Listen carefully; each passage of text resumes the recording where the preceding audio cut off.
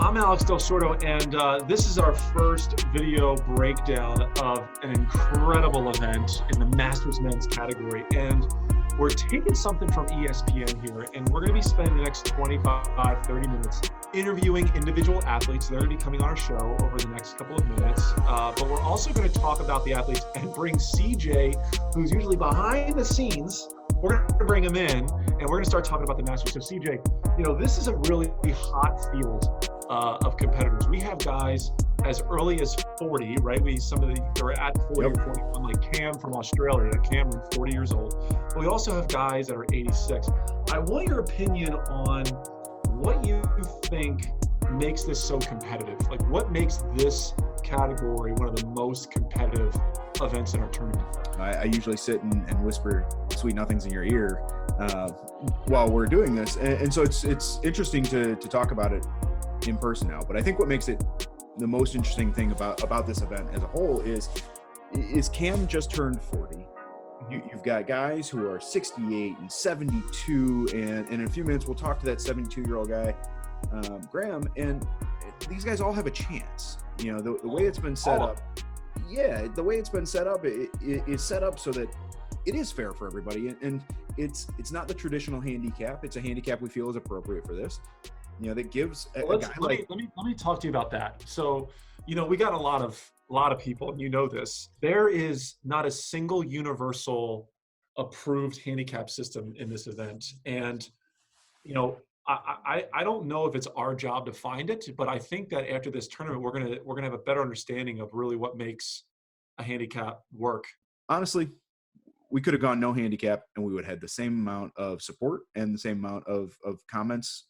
That's right. But you know what this handicap does, though? It allows this 86-year-old Don Tannhauser to have a shot, right? Or the power. I love some of these guys. Like, we have a power lifter, a 3-time champion. The thing about this is this event includes people that started rowing 3 or 4 weeks ago. You know, that Craig Fulton out of the Olympic Peninsula Rowing Club literally started rowing 4 weeks ago.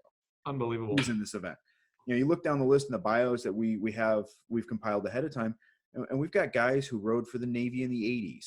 We have somebody who started rowing at Weber High School in Chicago in 1960. We wanted to include everybody in this, and by having that handicap, it does. It gives everybody that fair shake. The virtual erg, though, like, you don't need to be a great rower. Like, if you're a great rower, my money's on Chad Youngblood, Nick Holland, like, you know, those guys who've been rowing for 30 or 40 years. This is really cool, right? It gives guys like Paul Kuda, it gives Michael Lamoth, right, the CrossFitter, who probably hasn't touched a boat ever. Like, they could win this tournament. I'm kind of anxious, though, but we got coming up on the show here, the #1 guy we're interviewing is a current world indoor champion, and he calls himself Big G, 47 years old. What was his PR for the 2K? Do you remember? I don't have that off the top of my head, but I do know in the time trial, the 1,000-meter time trial, he went 254.8. Oh my God. And he told me flat out, he's like, I don't think there's too many guys that can compete with me with that kind of time. I love the confidence. I'm very excited to get him on and talk to him here in a few minutes. But again, like we keep talking, it's anybody's game. This isn't really that distance. He won the indoor rowing champ, and we both know that that's 2,000 meters. Not questioning. Graham's fast. But when we get into those 1-minute pieces, or, you know, to the 750, I mean, you and I are both competing in the open men or the open men's category. Right.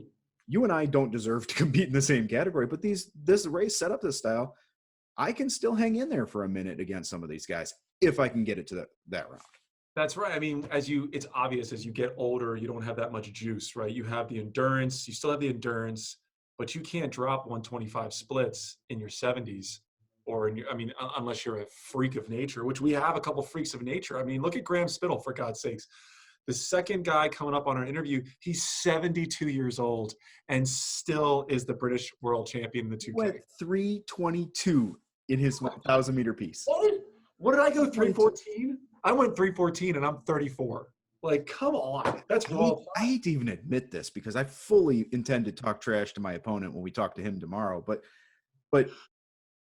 it kind of kills me the 72-year-old guy went faster than I did. Raw time. raw That's time, That's faster not than I including did. the handicap. Yeah. You didn't I need the handicap to beat me. I love I love how these guys, men and women at the age of 65 could still feel competitive and do well in our sport. Big G, 47 years old, Graham Benton, right? Coming up next. Coming up next. So, CJ, we got Graham, we got Big G, 47-year-old monster with a beard that would scare any young child on the street. World champion, British champion in indoor rowing. Big G, I am thrilled to have you on this show and this tournament here. This is incredible. No, it's a really interesting competition, so thanks for organising it.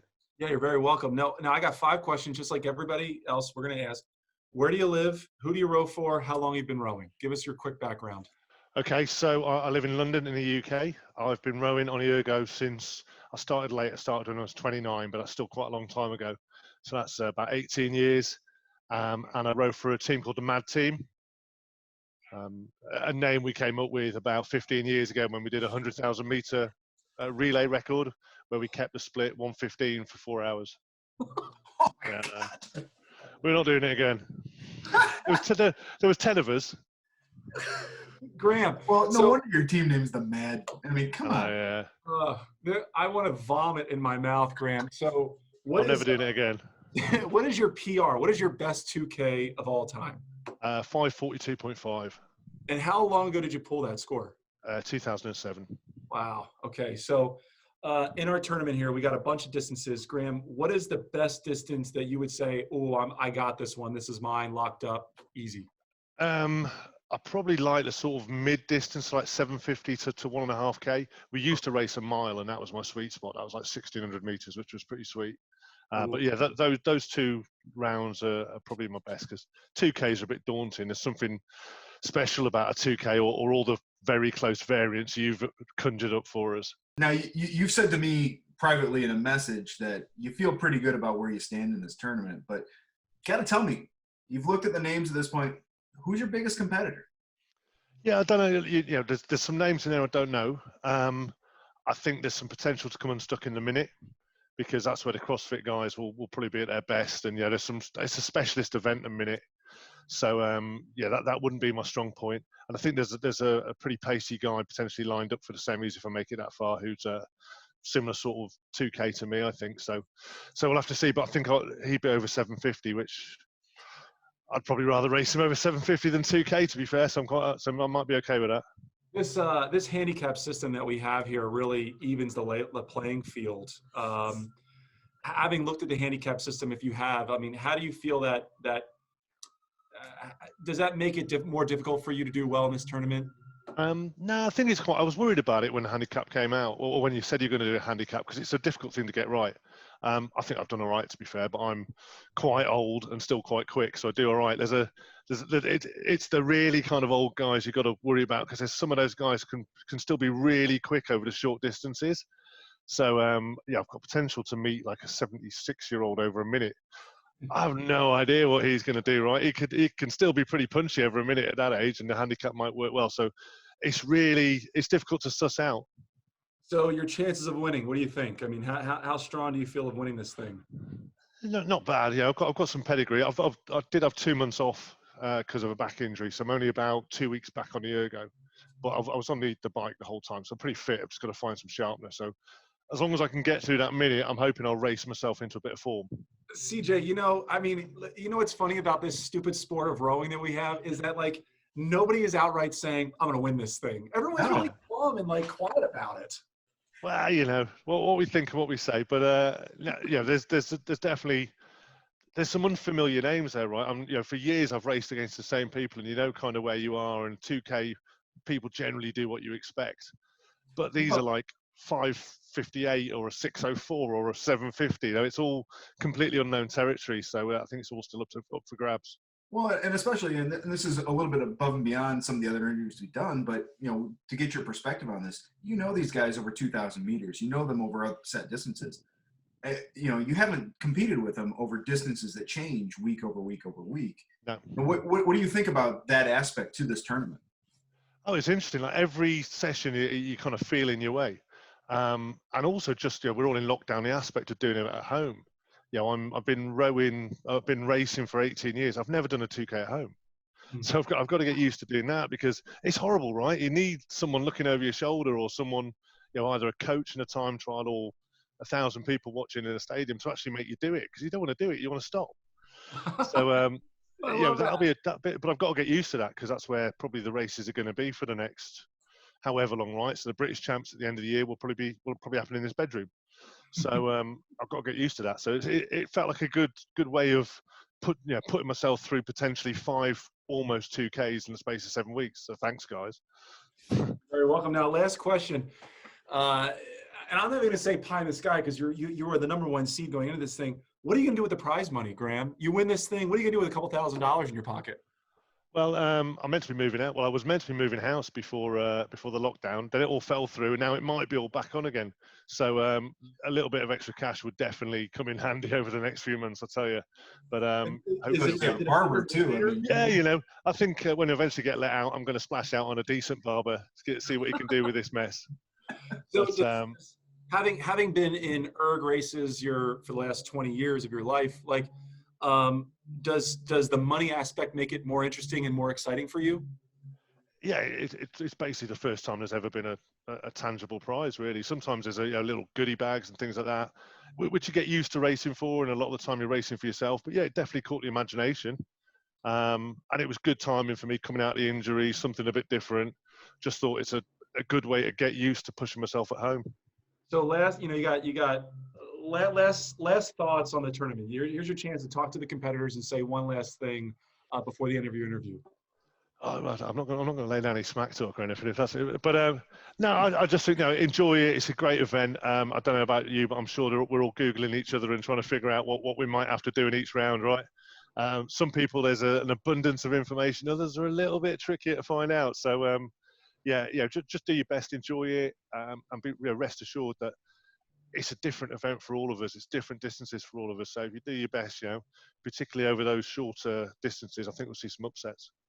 Well, Grant, thanks for being part of this interview here. Good luck, and hopefully we'll be talking to you as the week goes on, seeing you in later rounds. I'll probably get knocked out next round now, but never mind. But no, thanks, guys. Really great tournament. Thanks. Thank you, Graham. I'll see you. Yeah. Bye-bye. Up next, we have what he's known to the rowing world as the Mad Brit, and this guy and I have a pretty long history together. And I will say, guard down right now.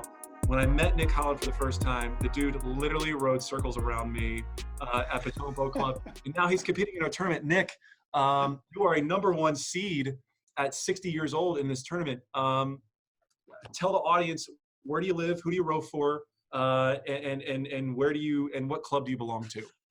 All right, so I live in Washington, D.C. I row for Potomac Boat Club, amongst others. And I've been rowing for 43 years. So, I mean, I'm 34, so we all know that you've been doing this way longer than me. I want to know, and I like, again, I've known you for a while. What is the best distance that you're going to compete in for this tournament? What is the one thing that you say, like, I got this one locked up, it's in the bag? 1 minute. 1 minute? 1 minute. I love it. 1 minute. All right. I love it. I don't know if you saw, but the Australian Rowing Federation challenged New Zealand, Canada, and the UK to who could get the most minutes, whatever. And I was pretty satisfied with my result in that one. Now, you are a dual citizen, right? So you're both. Correct.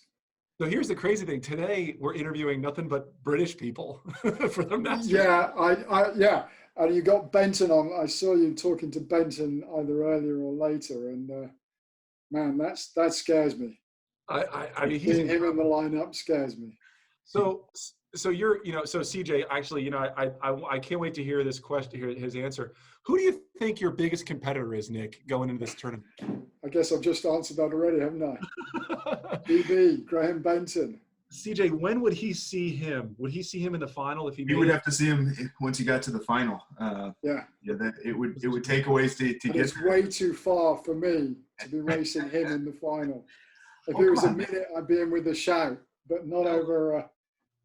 Well, I mean, but that kind of leads that leads perfectly into the next question, though. I mean, at this point, you've raced all these guys, you know, and if the 1 minute piece is your best and Graham's your biggest competitor, I mean, how do you feel about your chances of getting to the final and winning? Well, based on my Henley result, I'm quietly confident of getting through this round. Maybe the next round, and then I could be racing Nick's over a minute, and I know I'm going to get through that. So I think I have a chance of getting to the round after the minute, which is the 1500 round, I think. But then the distance get longer, and that's where I start. No, 1500 is next, isn't it? Yeah. I mean, if you make it to the round of, if you make it past that, I mean, you're going to be the Elite Eight. I mean, at that point, I think it's anybody's game after 3 weeks of competition. I think you got a good shot. And it's going to be interesting to see how you adjust the handicaps for the shorter distances. Yeah, you know, I'm going to be calling in you for some help here. Last question, Nick. Pie in the sky, you win this thing. What are you going to do with the prize money? What's your hope to do with this couple $1,000s in your pocket? Get my oars painted by Rower's Choice. Great answer. Neat endorsement. Great endorsement. Nick, this has been an awesome couple minutes here. If you want to say one last thing you want to say to the members competing, what do you want to close off on for your interview here? Let's have some fun. Oh, I love it. Nick, thank you. I hate the erg, but let's have some fun.